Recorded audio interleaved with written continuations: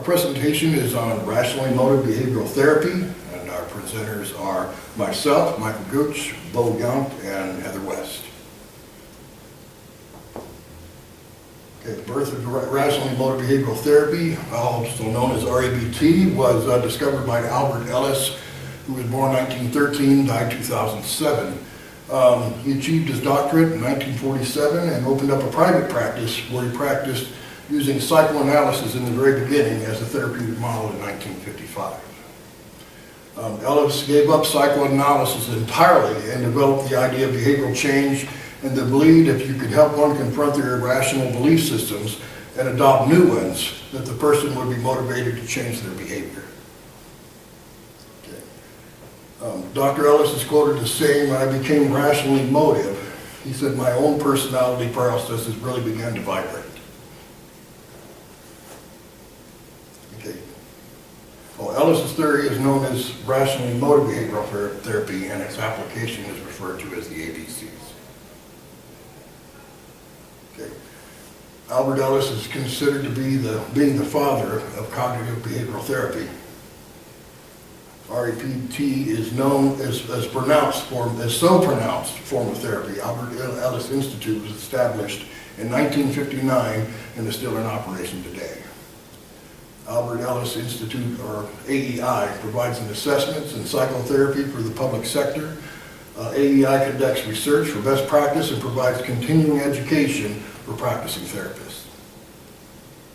Ellis's REBT model, is also used in what is known as Rational Recovery, which is a self-help group that struggled with the principles of Alcoholics Anonymous and spirituality and Narcotics Anonymous and the spiritual concept that underlie these programs. Based on his work in the cognitive behavioral realm prior to his death in 2007, Psychology Today described him as the greatest living psychologist.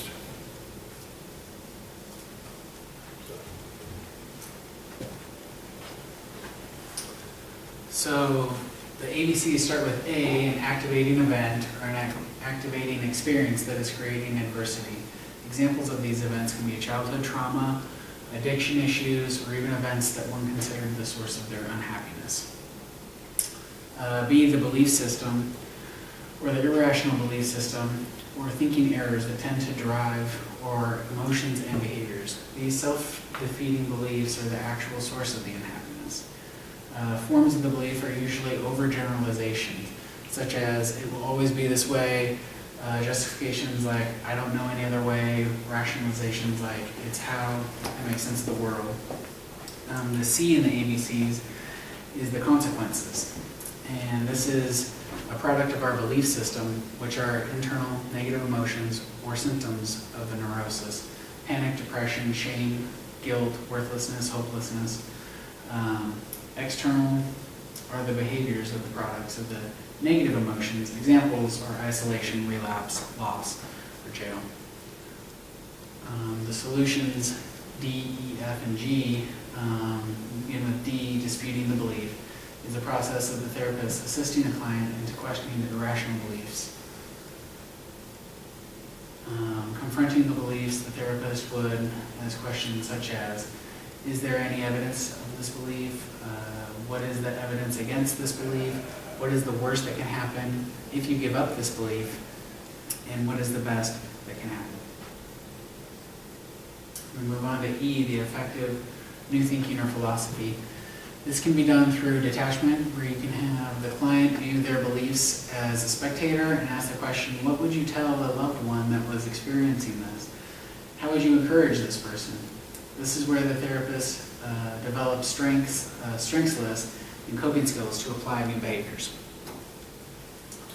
F is the future plan. This is where the client and therapist discuss implementation of coping skills and discuss homework when symptoms arise, or they can apply the ABC process to different circumstances.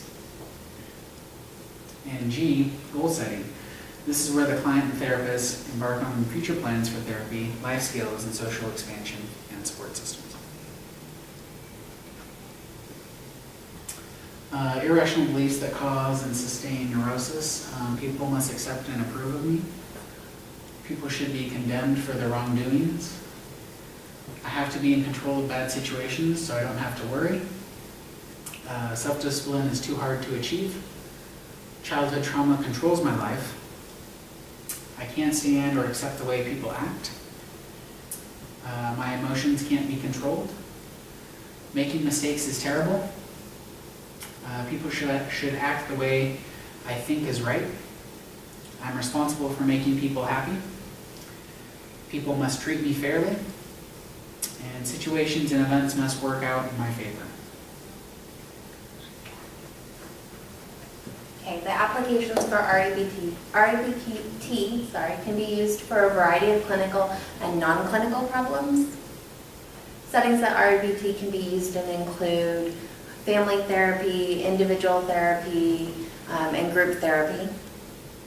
REBT also has many applications through a variety of self-help resources, educational programs, internet counseling, etc. These include but are not limited to rational emotive education, REE, where REBT is applied in education settings, rational effectiveness training, training in business and work settings, smart recovery, self-management and recovery training and supporting those in addiction recovery.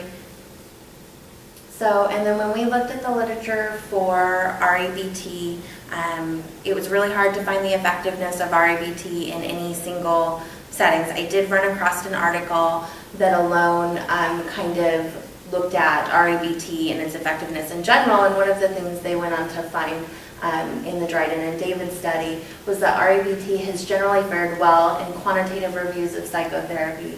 For example, one of the first psychotherapy meta-analysis by Smith and Glass in 1977 cited REBT as yielding the second highest average effect size among 10 major forms of psychotherapy. However, the number of REBT outcome studies included in psychotherapy meta-analysis is small, and most authors place all forms of CBT into a single category. For example, the Wampold et al. 1997. Although psychotherapy meta-analysis usually show that CBT has the highest overall effect size, as REBT is included in the general CBT category, the degree to which REBT independently contributes to these results is unclear. These are our references.